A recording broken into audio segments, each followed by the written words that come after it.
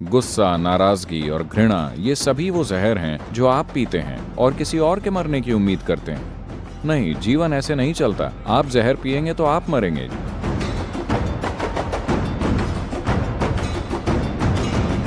Sir, जब कोई हमारे साथ कुछ गलत करता है या कोई गलत व्यवहार करता है तो हमारे मन में दुश्मनी और नाराजगी होती है। अरे, हमें मुकदमा दायर करना चाहिए। नहीं, एक मामूली अर्थ में, अगर वे हमारे साथ दुर्व्यवहार या गलत करते हैं तो कभी कभी हमारे मन में उनके लिए नाराजगी या दुश्मनी होती है और कभी कभी हम उन्हें माफ करके बात वहीं छोड़ देते हैं। तो मेरा सवाल है, हम एक लकीर कहाँ खींचे ताकि गलती करने वालों को उसकी गलती के लिए जिम्मेदार ठहरा सके, और उसे हमें कब माफ करना चाहिए और कब बात वहीं छोड़ देनी चाहिए, यही प्रश्न है। देखिए, बात दूसरे इंसान की नहीं है। आपको दो में से एक चुनना है। अगर आप चुन सकते, अभी आप सभी को चुनना हो। If you are given a choice, कि आप या तो खुशी और आनंद से या फिर दुख, गुस्से, तनाव और नाराजगी में जी सकते हैं, आपका स्वाभाविक चुनाव क्या होगा? आप चुन लीजिए, मैं आशीर्वाद देने वाला हूं। what is your natural choice? आनंद, है ना? क्योंकि हर इंसान अपने लिए सबसे ऊंचा सुख तलाश रहा है।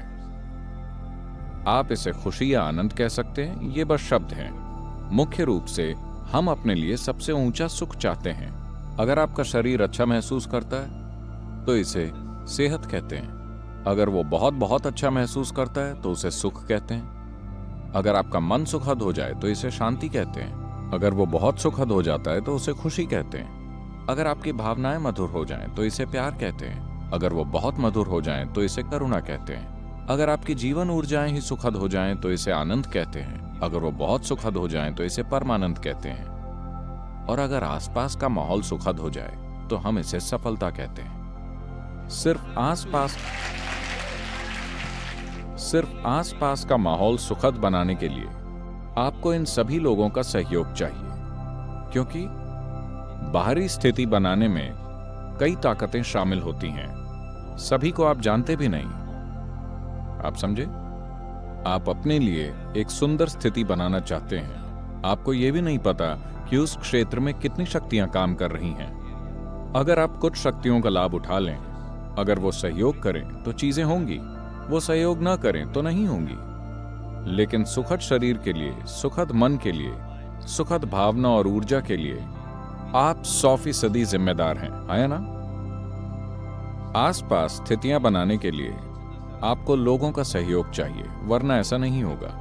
तो सिर्फ सफलता के लिए आपको सहयोग चाहिए। खुद को सुखद रखना 100% आप पर है। तो फिलहाल आप अच्छे से जानते हैं कि आप शांति चाहते हैं, लेकिन कोई कुछ कर रहा है।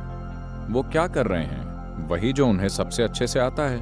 आपको गाली दे रहे हैं। क्यों दे रहे हैं? क्योंकि वो वही जानते हैं, है ना?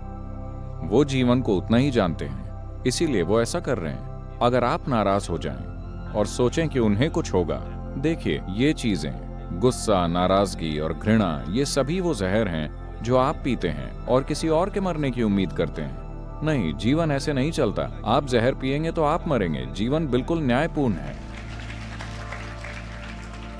आप जहर पिएंगे तो आप मरेंगे, पूरा न्याय है कि नहीं? मैं जहर पीऊं, आप मर जाएं, क्या ये इंसाफ है?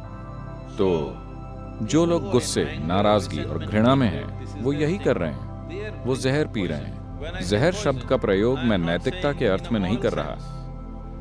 आज पर्याप्त मेडिकल प्रमाण मौजूद है कि आपके खून की जांच से बताया जा सकता है कि 5 मिनट आप अभी खून की जांच करें और 5 मिनट जबरदस्त गुस्सा करें, फिर खून की जांच करें। आप देखेंगे आप में असल में रासायनिक जहर है। तो आप असल में जहर पी रहे हैं। आपको लग रहा है नुकसान उन्हें होगा। नहीं, इससे सिर्फ आपको नुकसान होगा। तो मुझे ये समझदारी नहीं लगती। बात बस इतनी है। प्रश्न नैतिकता का नहीं है कि गुस्सा होना चाहिए या नहीं। अगर आप खुद को अस्त व्यस्त करना चाहते हैं तो मर्जी आपकी है।